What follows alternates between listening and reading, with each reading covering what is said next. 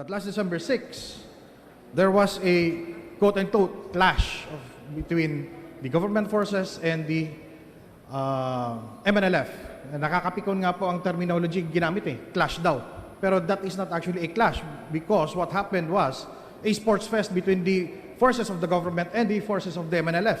This happened in Ipil, Zamboanga, Sibugay last December 6 of 2018. Nagkaroon po ng, for the first time, ang 102nd Brigade at ang Moro National Liberation Front. Please wind up. Yes, thank you, Mr. Speaker. Nagkaroon po ng sports fest. At ito po ay hindi pa nangyari sa buong history ng buong probinsya. And with that, Mr. Speaker, please, we implore upon our colleagues here to please do not deprive us of this opportunity to make amends with all those responsible, both in the government forces and the rebels, and to allow us the time for the armed forces and the PNP to dismantle all the rebel terrorist groups, private armed groups, and all the other lawless elements in Mindanao. Thank you, Mr. Speaker. Thank you, Honorable Palma. Mr. Speaker, just one manifestation, if I may be allowed. I'm just going to submit for the record a resolution of the Sangguniang Panlalawigan issued by the Zamboanga Sibugay for, showing support to the extension of martial law. Thank you, Mr. Speaker. Majority Leader. Mr. Speaker, the next to interpellate is the representative from Akbayan Party List, Representative Tom Villarin. Honorable Villarin is recognized. Thank you, Mr. Speaker, Mr. Senate President, colleagues. Well, before my time starts, I would like to state that two of my colleagues have yielded their time, Congresswoman Ami Sangkopan from Mindanao and Kong Rab Rocamora. So if I may be allowed, Mr. Speaker, to manifest that. What is the pleasure of the majority? There are two representatives. Can you please stop the time, Mr. Speaker, because I have not yet asked my questions. You may have now. You may proceed now. Thank you, Mr. Speaker. Now, in the submission of President Duterte, in page 4, last paragraph, it states here that the objective of the extension of martial law would be to finally put an end to the ongoing rebellion in Mindanao and continue to prevent the same from escalating in other parts of the country. Is martial law now the new policy to address our rebellion? I'm asking this question to Secretary Medialdiay. Your Honor, the matter of declaring martial law is not a matter of policy. It's a matter of exigency. So when the factual circumstances call for its declaration, then the President will exercise his prerogative as Commander-in-Chief. But this is not meant to be a policy. This is dictated by circumstances, by the exigencies of the times. Well, factual exigencies doesn't make that martial law should be again extended. Now, as to the specifics, Mr. Speaker, what actual powers does martial law grant and what specific powers would the AFP want when there would be another extension of martial law?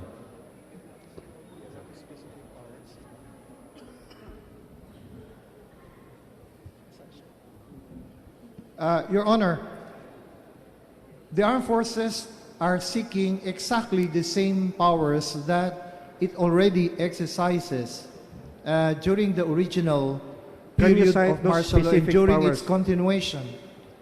Can you cite the specific powers? Powers of the armed forces?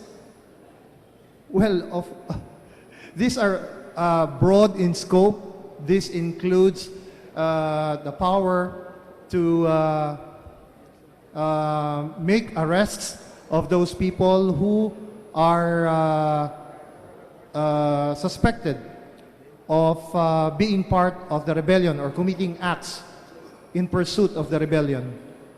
Well, these are powers already exercised even if there's no martial law, Mr. Speaker. Now, well, that's only one of the many other powers that the military can exercise during the Yes, existence of the martial many law. other powers are also provided for by law, even if there's no martial law.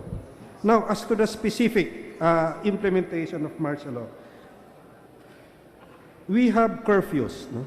Does the martial law administrator have a list of violators of curfews, specific in Cotabato and Marawi?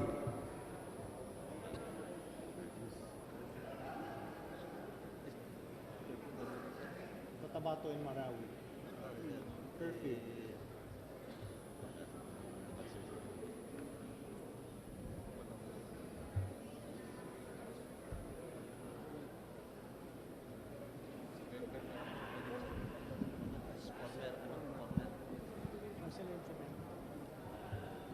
Your Honor, sir, as a previous implementer of the martial law, there is no reported curfew violation because they're seemingly following the martial law, particularly in Cotabato City, that even the parking of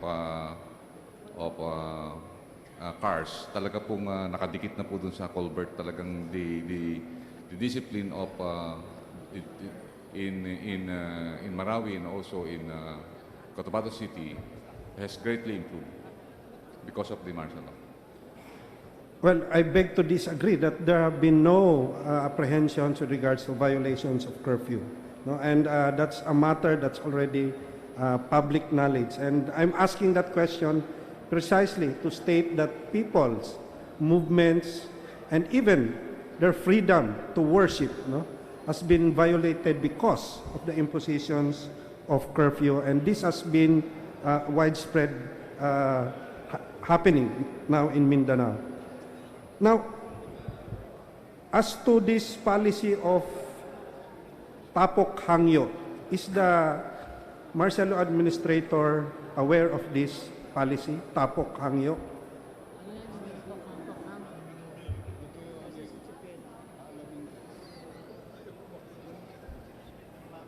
Can you repeat that again, sir? Well, if you have tokhang, there's another term, taphang, no? Tapok hangyo.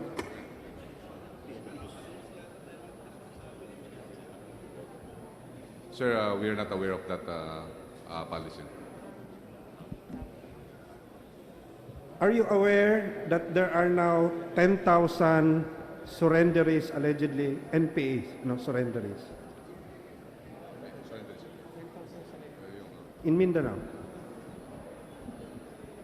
For the communist terrorist groups, Your Honor, the surrender is numbered to about 10,000. That includes the support system, Your Honor. The regular armed group numbered about 750. Then we have the militias, about more than 1,000. And sangay ng partido plus other underground mass organizations. That includes the 10,000, Your Honor. So these 10,000 were made to surrender through this tapok hangyo approach. No, Your Honor. This is for the communist terrorist group, Your Honor. We have here the chief of the Philippine National Police to answer that, Your Honor. Tapok hangyo, ano? Number of surrenderies daw sa tapok.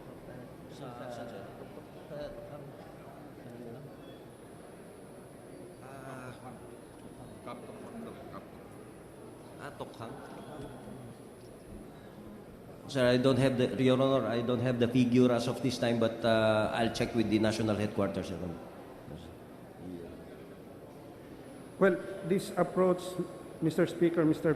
President, is what has been generating this so-called surrenderies, no?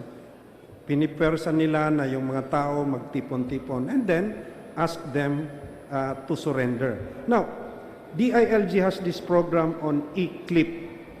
You're providing 65,000 livelihood assistance. Last and question. I have two colleagues who gave their... No, there's no provision Can I of still- yielding another minute from another member. Mr. Speaker, can I continue? Please wind up. DILG has this ECLIP program, and if you have 10,000 surrenderies, then they're entitled to 65,000 livelihood assistance, which would amount to more or less 650 million pesos. No? Has this been given to the 10,000 surrenderies? Regarding po sa ECLIP, doon po sa 10,000 na binanggit ninyo, ay hindi po lahat yan ay regulars. About 800 po yung regulars. The rest are militia or subversive mass activists. Na iba po yung entitlement nun. Sila ay bibigyan ng 15,000 cash assistance at saka papasok po sa community projects under pamana. Yung mga 800 na regulars ay under process na po. Karamihan doon ay nakatanggap na. Hindi lang yung 65,000. Entitled din sila sa housing benefits, sa CCTs ng DSWD, at pati livelihood training and capacity development from TESDA. Package po ang binibigay natin dito sa mga former rebels. So marami hong pera para dito. Thank sa you. mga- Your time is up. No, Mr. Speaker, just one point, Mr. Speaker. Is the task force of martial law administrator aware that 2 military commanders were found accountable by CHR Region 12 for the deaths of 7 LUMAD members of the Tibuli Manobo Claimants Organization or Tomasco, led by Dato Victor Danyan of Lake Cebu?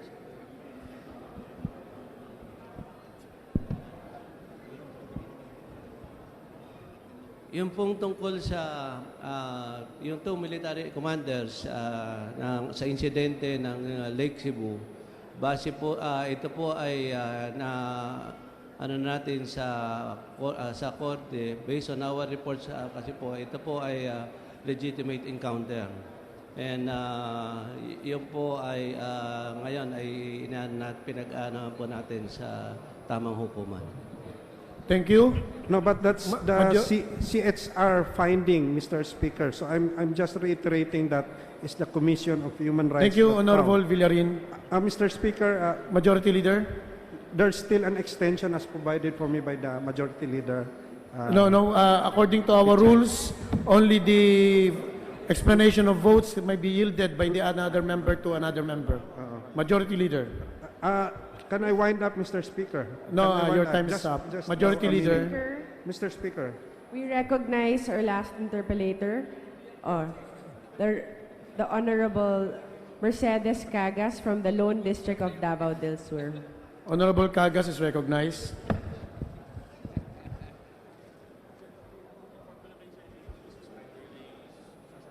Madam Speaker, Mr. Senate President, honorable members of the Senate, my colleagues and our partners in the Executive Department, a pleasant day to all of you.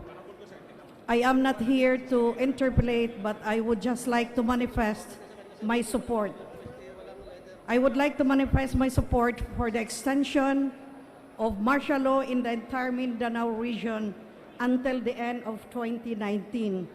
While there had been considerable progress in addressing rebellion in the region, as well as promoting its overall security and peace and order situation, the threat of national security posed by the rebel groups remained clear and present in the region. There had been bombings in Sultan Kudarat in August and in Basilan in July, and last month, armed men believed to be members of the Communist New People's Army set fire to 3 dump trucks in a small village in my district. Those dump trucks had been used to work on a road project linking the municipality of Magsaysay to the town of Matanao. The attack came here barely a month after military officials said in a statement that the NPA forces in the province had already weakened. Clearly, the attack is NPA's way of sending the government a message that they will still a strong and broad force, that they are not ready to back down.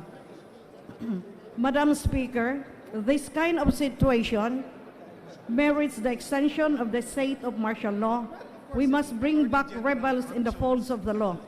Obviously, there is a need of our military to come up with yet another grand plan to further control the terrorist movements and suppress the proliferation of lawless violence and insurgency in Mindanao. I believe that halting martial law will prevent our military from full exterminating the remaining rebels in the region. My dear colleagues, the fight is not yet over. We must not call it quits when the battlefield is still open. As of now, those who are responsible for spreading terrorism are still at large.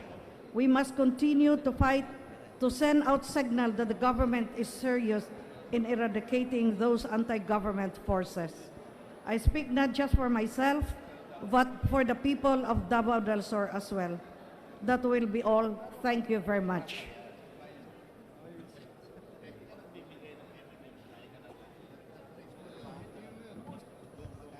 Majority Leader. On the part of the Senate, the final, the senator who would propound the last question, few questions, is Senator Richard Dick Gordon. May we recognize the gentleman from Zambales and the Republic of the Philippines. Senator Gordon is recognized. Thank you very much, Mr. President. Mr. President, may I ask the chair to discipline some of my friends here, particularly Senator Angara, who's still taking photographs. And may I ask the body not to, please stop talking while I'm interrupting. Thank you very much, Mr. President. These are very, very important times and very crucial times for our country. And before I tell the panel, see you next year, I want to make sure we lay the predicate on where we're going on martial law. Otherwise, I was already telling them, see you next year. There's got to be an ending for anything. And the important thing that we ask, is there an ending? And what is the ending? The ending must be stability and unity and development. We cannot let the military just do their work there and not have any economic development that people can sink their teeth on, or in rather. We cannot have Sulu forever like that. We cannot have Lanao still in ruins, and I'd like to see when are we going to start building more houses, and when are we going to see development in the Lanao Lake development area. These are the things that our people are expecting. Otherwise, we're just conducting an exercise in constitutionalism, that we're having martial law to quell all rebellion, Mr. President. So may I have an answer, Mr. President?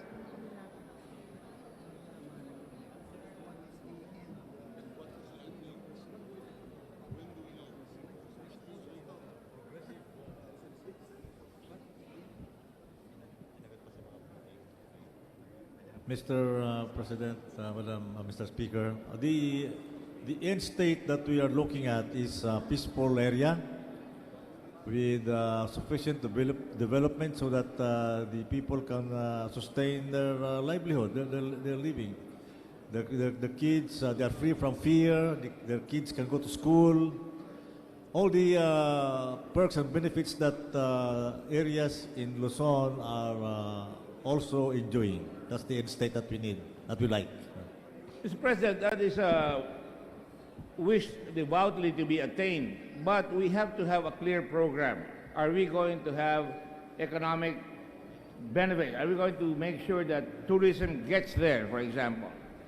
Are we going to be able to have trade investments go in there? What are the plans? This is what we need.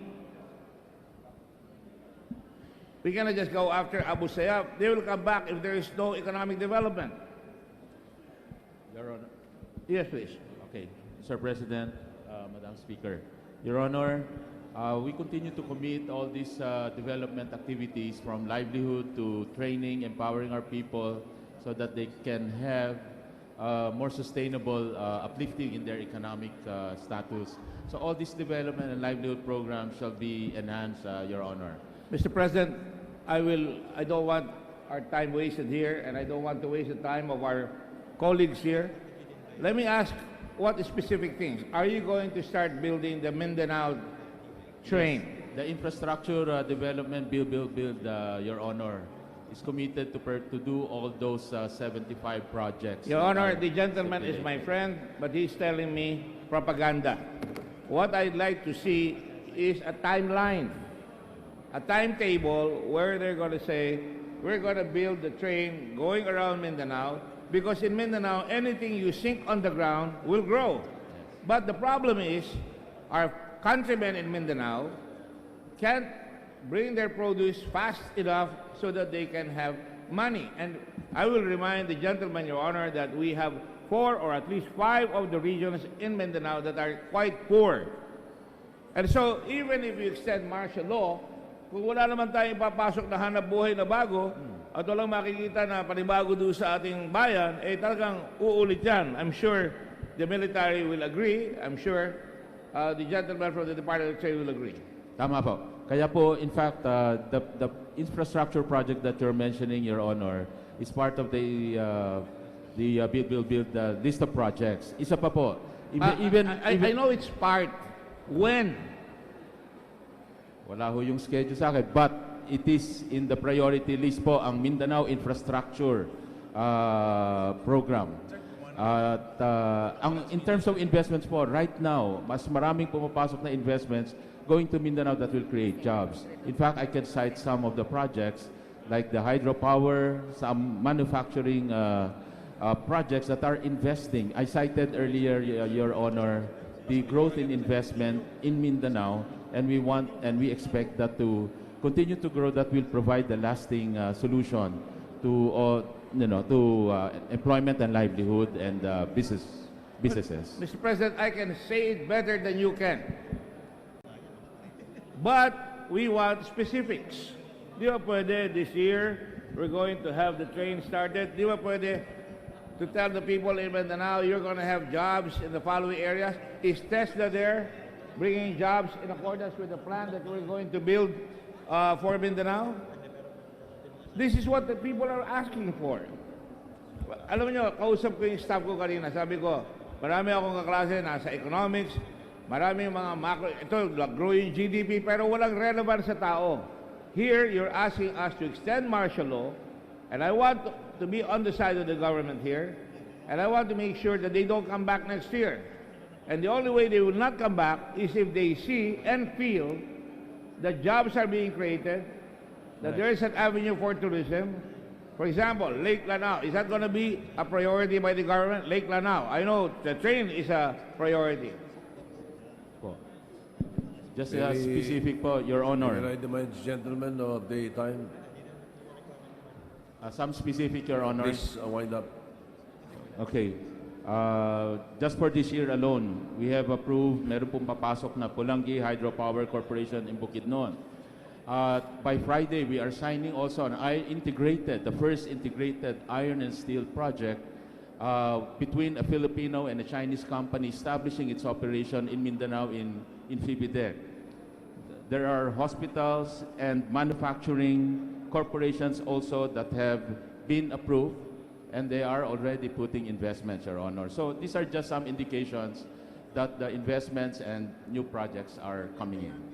Mr. President, I know that there is very limited time, and I will abide by your advice. I just want to make a statement here. We will be extending martial law every year unless we can show the people that there is some economic development that will happen there. And what I'm talking about is not just platitudes. People have got to understand that what the government is doing there, and I will be specific. Number one, when do we start building the houses of the people who lost their homes there? When do we start coming in with the business and the incentives and the background? We have much to learn from South Korea, from Japan. After the war, they had a plan. It seems that after this war, we still don't have any plan. And it is important that we in the Senate and the lower house understand that we are going to have to face the public later on, and if we do not have anything to say to them, then it's going to be a repeat of the same record again and again and again. On that note, Mr. President, I will withdraw, and thank you very much for giving me the time. Thank you, Senator Gordon. Majority Leader.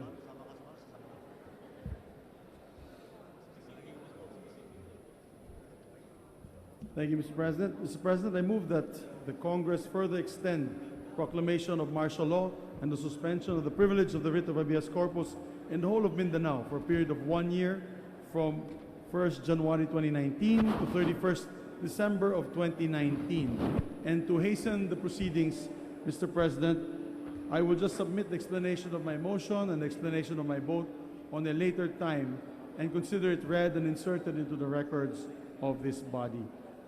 I so move, Mr. President. Mr. President, Madam Speaker, Is manifested. Congressman Lagman is recognized. Madam Speaker, Mr. President, I am informed that as of now, the House does not have copies of the purported letters of the Chief of Staff and the Director General of the Philippine National Police recommending the extension of martial law in Mindanao, which recommendations were the basis of the President's request to Congress. May we request for the submission now of those purported letters of recommendation? Session suspended. Session suspended on the part of the Senate.